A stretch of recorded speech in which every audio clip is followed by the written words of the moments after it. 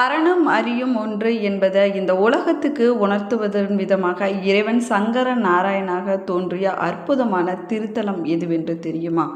இந்த கோவிலில் ஆடி மாத பௌர்ணமி நாளில் உத்திராட நட்சத்திர ஆடி தபசு விழா வெகு விமர்சையாக நடைபெறக்கூடிய ஆலயம் எதுவென்று தெரியுமா?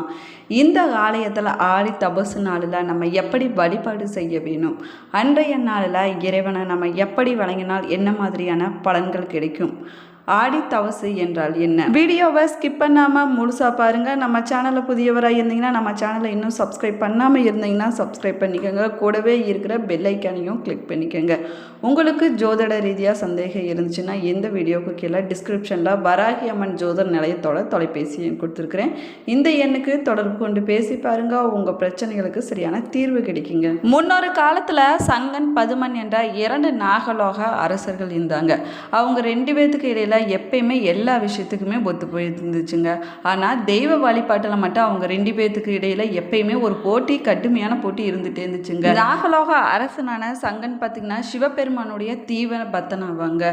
சிவபெருமான் தான் இந்த உலகத்திலேயே எல்லா தெய்வங்களை விட உயர்வான தெய்வம் என்று சிவபெருமானை வணங்கிட்டு வந்தாங்க. ஆனால் பதுமன் பார்த்தீங்கன்னா நான் வணங்கக்கூடிய நாராயணன் தான் எல்லா தெய்வங்களை விட உயர்வான தெய்வம், அவர் தான் எல்லாத்தையும் காக்கு கடவுள் என 2 பேர்த்துக்கு இடையில பயங்கரமாக ஒரு விவாதம் வந்துச்சுங்க.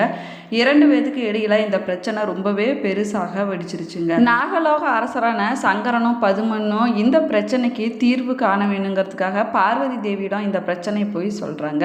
பார்வதி தேவி என்ன முடிவு செய்வது, தன்னுடைய கணவனான சிவபெருமானுக்கு நம்ம சாதகமாக இருப்பதா, தன்னுடைய அண்ணனான திருமாலுக்கு சாதகமாக இருப்பதா என்று அந்த பார்வதி தேவி பார்த்தீங்கன்னா யோசிச்சுட்டு இருக்கிறாங்க. சிவன் விஷ்ணு 2 பேருமே ஒருவர் தான். சிவனுக்கும் விஷ்ணுக்கும் உருவத்தில் தான் ஒரு வேற்றுமை இருக்குது. அதை தவிர அவர்கள் அருள் புரியக்கூடிய தன்மை பார்த்தீங்கன்னா 2 பேர்த்துக்குமே ஒன்று தான் என பார்வதி தேவி சொல்கிறாங்க. பார்வதி தேவி சொன்னதை சங்கரனும் பதுமனும் ஏற்க மறுக்கிறாங்க. அப்படி எப்படி 2 பேருமே ஒன்றாக இருக்க முடியும், அதை நாங்கள் எப்படி ஏற்றுக்கொள்ள முடியும் என்று பார்வதி தேவியிடம் 2 பேருமே கேள்வி கேட்குறாங்க. காலம் வரும்போது உங்களுக்கு புரியும் என்று சொல்லிவிட்டு பார்வதி தேவி அங்கிருந்து போயிடுறாங்க. அதற்கு பிறகு பார்த்தீங்கன்னா அங்கிருந்து போனால் பார்வதி தேவி போய் நடந்தது எல்லாத்தையுமே சிவபெருமானிடம் சொல்கிறாங்க. மேலுமே உலகத்தில் இருக்கக்கூடிய எல்லா உயிர்களுக்கும் நீங்கள் இருவரும் ஒன்றுதான் என்பதை புரிய வைப்பதற்காக நீங்கள் இருவரும் ஒரே ரூபமாக காட்சி தர வேணும்னு பார்வதி தேவி சிவபெருமானிடம் வேண்டி கேட்டுக்கிறாங்க. எப்படி 2 பேரும் ஒரே ரூபமாக இருக்க முடியும், அப்படி காட்சி தருவது சாதாரண விஷயம் இல்லை அப்படின்னு சிவபெருமான் சொல்கிறார். எந்த ஒரு உயர்வான விஷயத்தை நம்ம பெற வேணும்னாலும் அதுக்கு நம்ம தவம் செய்ய வேணும், அப்பதான் அது மிக உயர்வான விஷயமாக இருக்க முடியும் அப்படின்னு சொல்றாரு. புன்னை மரம் நிறைந்த இடத்துல முனிவர்களும் ரிஷிகளும் என்னை நோக்கி தவம் செஞ்சுட்டு இருக்கிறாங்க. நீயும் போய் அங்க தவம் செய்ய, உரிய காலம் வந்துச்சுன்னா உன்னுடைய வேண்டுதலானது நிறைவேறும்னு சிவபெருமான் சொல்றாரு. அப்படி தவம் செய்வதற்காக அம்பிகை தேர்வு செய்த இடம்தாங்க சங்கரன் கோவில் ஸ்தலமாகும். பார்வதி தேவி தவம் செய்வதற்கு பூலோகத்துக்கு போறோம் அப்படின்னு சொன்னோன்னே அங்க இருக்கக்கூடிய தேவ மாதர்கள் எல்லாருமே நாங்களும் உங்களுடைய வரன்னு சொல்றாங்க. ஆனா பார்வதி தேவி அவர்கள் எல்லாத்தையுமே வர வேணாம், இங்கேயே இருங்கன்னு சொல்லிவிட்டு பார்வதி தேவி மட்டும் தனியா போறாங்க. ஆனாலும் தேவர்கள் மற்றும் முனிவர்கள் பார்த்தீங்கன்னா பார்வதி தேவியிடம் போய் பசு கூட்டங்களாக மாறி வந்து அன்னை தவம் செய்வதற்கு காவலனாக இருந்து பாதுகாத்துட்டு வராங்க. தவம் செய்வதற்கு பூலோகத்துக்கு வந்த பார்வதி தேவி புன்னை வனத்துல ஊசி முனையில நின்று பார்வதி தேவி கடுமையா தவம் செய்யறாங்க. தேவியோட தவத்திற்கு இறங்கிய சிவபெருமானனும் நாராயணும் ஒன்றாக சேர்ந்து ஒரே ரூபமாக, அதாவது சங்கர நாராயணனாக பார்வதி தேவிக்கு காட்சி அளிக்கிறாங்க. இந்த காட்சியை அம்பாளின் அருளால சங்கரனும் பதுமனும் தரிசனம் செய்யறாங்க. இந்த சங்கர நாராயணர் காட்சியானது ஒரு பக்க தலையில பார்த்தீங்கன்னா ஜடாமுடி கங்கை பிறையுடன், நெற்றியில திருநீறு பட்டையுடன், கழுத்துல பாம்பு ருத்ராட்சம், இடுப்புல புலித்தோல் பொருத்தி இருந்தாருங்க. கையில அங்குசமும் அணிந்த கோலமாக காட்சி எடுத்தாருங்க. மற்றொரு பக்கத்துல பார்த்தீங்கன்னா தலையில கிரீடம், நெற்றியில திருநாமம், கழுத்துல துளசி மாலை, இடுப்புல பட்டு பீதாம்பரம், கையில சங்கு சக்கரம் ஏந்திய நிலையில நாராயணனும் இணைந்து பார்வதி தேவிக்கு சங்கர நாராயண நாராயணனாக காட்சியளித்த திருநாள் தாங்க ஆடி மாத பௌர்ணமி நாளாகும். இந்த நாளை தாங்க நம்ம ஆடி தபசு நாளாக கொண்டாடிட்டு வரோம். சிவபெருமான் எல்லா துன்பங்களையும் போக்கக்கூடிய கடவுளாவாருங்க. ஆனால் நாராயணர் சகல ஐஸ்வர்யங்களையும் தரக்கூடிய கடவுளாவாருங்க. அன்னை பார்வதி தேவிக்கு எந்த குறை வந்தாலும் சரிங்க, அதனை போக்கி சுகமான வாழ்வை தரக்கூடியவர் ஆவாருங்க. இவங்க 3 பேரும் உரிய நாளான ஆடி தபசு நாளில் சங்கர நாராயணர் கோவிலில் போய் நம்ம வழிபட்டுட்டு வந்தோம்னா சிவபெருமான், அம்பிகை மற்றும் திருமாலுடைய அருள் பரிபூரணமாக கிடைக்குங்க. இந்த ஆலயத்தில் பார்த்தீங்கன்னா சங்கர் நாராயணர் சன்னதியில் காலை நடைபெறக்கூடிய பூஜையில் துளசி தீர்த்தம் கொடுப்பாங்க. பகல், மாலை மற்றும் இரவு நேர பூஜைகள்லையும் திருநீர் பிரசாதமாக கொடுக்கப்படுதுங்க. சங்கர நாராயணருக்கு வில்வமும் துளசி இலையும் சாத்தி வழிபாடு செய்யப்படுதுங்க. இந்த ஆலயத்தில் சங்கர நாராயணருக்கு அபிஷேகம் செய்யப்படுவதில்லைங்க. ஸ்படிகலிங்கமாக வெள்ளி பேழையில் இருக்கக்கூடிய சந்திர மௌலீஸ்வரருக்கு தான் அபிஷேகமானது செய்யப்படுதுங்க. இந்த தளத்தில் ஆடி தபசு விழா இந்த தளத்தில் 12 நாட்கள் வெகு விமர்சையாக கொண்டாடப்பட்டு வருதுங்க. நடக்கக்கூடிய நாட்களில் சுவாமி அம்பாள் தினமும் காலை மாலை என 2 நேரமே பல்வேறு வாகனங்கள்ல திருவீதி உலா வந்து பக்தர்களுக்கு காட்சி அளிப்பாங்க. ஹரியும் சிவனும் ஒன்று என்பதை இந்த உலகத்துக்கு உணர்த்துவதற்காக அம்பாள் ஒரே காலில் நின்று கடுமையாக தவம் செய்து சங்கர நாராயணர் திருக்கோலத்துல அனைவருமே காணும்படி செய்தாங்க. அம்பிகையோட தவத்தையும் சங்கர நாராயணையும் போற்றக்கூடிய விதத்துல ஆடி தபசு திருநாள் அன்னைக்கு வேறு எங்குமே இல்லாத தனிச்சிறப்பாக அம்மனுடைய வழியை தாங்குவதாக பக்தர்கள் ஏற்றுக்கொண்டு பக்தர்கள் நடந்து செல்லக்கூடிய ஆடி சுற்று வேண்டுதலானது இந்த ஆலயத்தில் நடைபெறும்னு சொல்லலாங்க.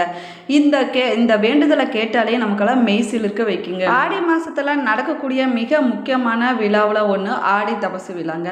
இது நெல்லை மாவட்டம் சங்கரன் கோவில் கோமதி அம்மன் திருக்கோவிலில் நடக்கக்கூடிய மிக முக்கியமான திருவிழாவில் இதுவும் ஒன்றாக சொல்லலாங்க.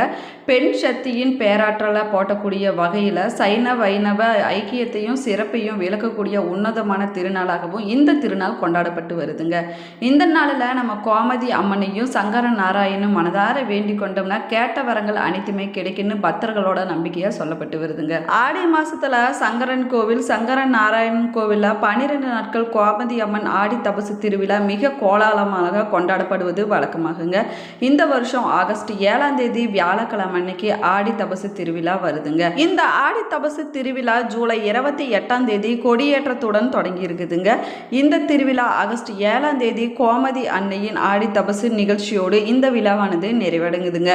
இதற்கு இடையில ஆகஸ்ட் 5ஆம் தேதி திருத்தேரோட்டமானது வெகு விமர்சையாக நடைபெற இருக்குதுங்க. சங்கரன் கோயில் ஆடி தபசு ரொம்பவே விசேஷமானதாகுங்க.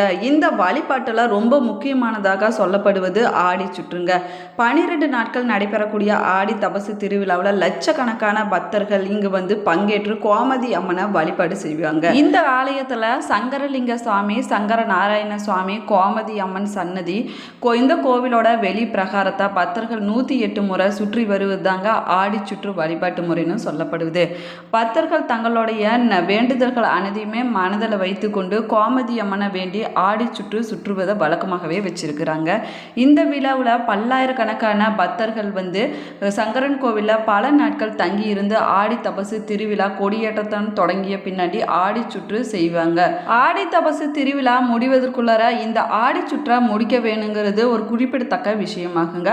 ஆடி மாசத்துல தபசு சுற்றுவதால பக்தர்கள் அம்பாளுடைய அருளை பெறுவது மட்டும் இல்லாம அவர்களின் வேண்டுதல்கள் நிறைவேறுவது நம்பிக்கையாக சொல்லப்படுதுங்க. இப்படி ஒரு வேண்டுதல் சங்கரன் கோவில்ல தவிர வேற எந்த கோவிலுமே நடக்கிறது இல்லைங்க. அம்பாள் ஒரு காலில் நின்று தபசு அதாவது தவம் செய்த போது பக்தர்கள் ஒரு காலில் நின்று வழிபட்டு கோவிலை சுற்றி வந்து அம்மனுடைய அருளை வேண்டி வழிபாடு செய்யறாங்க. இந்த திருவிழாவில் கோமதி அம்மன் சிவபெருமான கணவனாக அடைய வேண்டும்னு தவம் செய்யும் காட்சியானது நடைபெறணும் சொல்லலாங்க. இந்த ஆடி சுற்றா பக்தர்கள் 101 முறை இல்லைன்னா 501 முறை இல்லைன்னா 1001 முறை என்ற எண்ணிக்கையில தாங்க சுத்தி வழிபாடு செய்ய வேணும். ஆடி சுற்றுலா ஒரு காலில் நின்று தவம் காட்டி அருளக்கூடிய அம்பாளுடைய கால்வழியை தாங்கள் ஏற்பதாக பக்தர்களுடைய நம்பிக்கையாகவும் சொல்லப்படுதுங்க. அம்பாலும் கால்வழியை ஏற்கக்கூடிய பக்தர்களுக்கு வாழ்க்கையில் ஏற்படக்கூடிய கஷ்டங்களையும் சோதனைகளையும் கோமதி அம்மன் எல்லாத்தையுமே விளக்குவாருன்னு ஐதீகமாக சொல்லப்படுதுங்க. பக்தர்கள் பார்த்தீங்கன்னா தங்களுடைய நிறைய வேண்டுதல்களை மனசில் வச்சுட்டு கோமதி அம்மனை வேண்டி ஆடி சுற்றிட்டு வருவதை வழக்கமாகவே வச்சிருக்கிறாங்க. அதே போல் மாணவ மாணவிகள், வாலிபர்கள், கன்னி பெண்கள், வயதான ஆண்கள், பெண்கள் என எல்லா வயதினருமே ஆடி சுற்றுவதை வழக்கமாகவே வச்சிருக்கிறாங்க. ஹரியும் சிவனும் ஒன்றே என்ற தத்துவத்தை உலகிற்கு உணர்த்த இந்த ஆடி தபசு திருவிழாவானது கொண்டாடப்பட்டு வருதுன்னு சொல்லலாங்க. இந்த ஆடி தபசு திருநாளில் அம்பிகையையும் சங்கரன் நாராயணையும் நம்ம வழிபட்டோம்னா நம்ம வாழ்க்கையில் அனைத்து விதமான நன்மைகளும் வந்து சேருங்க. அதே போல் ஆடி தபசு கோலத்தில் காட்சி தரக்கூடிய கோபதி அம்மனுக்கு மஞ்சள் தாலி கயிறு வாங்கி கொடுத்து வழிபட்டோம்னா நம்முடைய வாழ்க்கையில் மங்களம் எப்போவுமே நிறைந்திருக்குங்க. திருமண தடை இருக்கக்கூடியவங்களுக்கு திருமண தடையானதே விலகிவிடுங்க. அதே போல் தோஷங்கள் ஏதாவது இருந்துச்சுன்னா அந்த தோஷங்களானது விலகிவிடுங்க. இந்த வீடியோ பயனுள்ள தகவல்களை கொடுத்துருக்குன்னு நினைக்கிறேன். இந்த வீடியோவை ஸ்கிப் பண்ணாமல் முழுசாக பாருங்கள். சேனலை சப்ஸ்கிரைப் பண்ணலன்னா சப்ஸ்கிரைப் பண்ணிக்கோங்க. கூடவே இருக்கிற பெல் ஐக்கானையும் கிளிக் பண்ணிக்கோங்க. Thank you friends. நீங்களும் சங்கர நாராயணர் கோவிலுக்கு போய் வழிபாடு செஞ்சீங்கன்னா மறக்காமல் கமெண்ட் பாக்ஸில் கமெண்ட் பண்ணுங்கள். தேங்க்யூ.